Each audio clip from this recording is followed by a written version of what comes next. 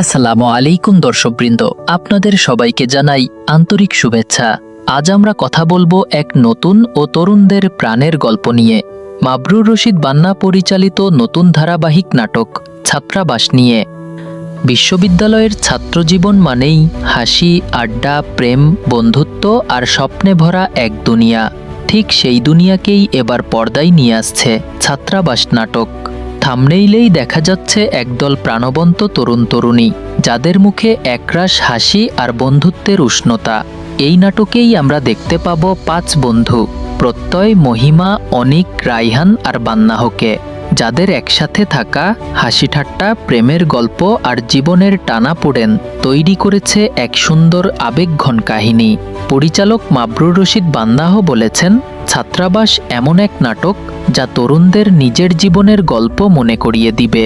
বন্ধুত্ব, ভালোবাসা আর জীবনের বাস্তব মুহূর্তগুলো নিয়েই সাজানো হয়েছে এই সিরিজটি।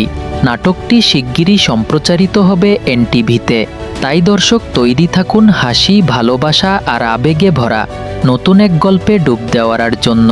কারণ এই ছাত্রাবাসের দরজা এখন খুলে যাচ্ছে, আর ভেতরে অপেক্ষা করছে একগুচ্ছ মিষ্টি স্মৃতি। এভাবেই তরুণদের জন্য আসছে ছাত্রাবাস, এক ছাদের নিচে অনেক গল্প, অনেক অনুভূতি।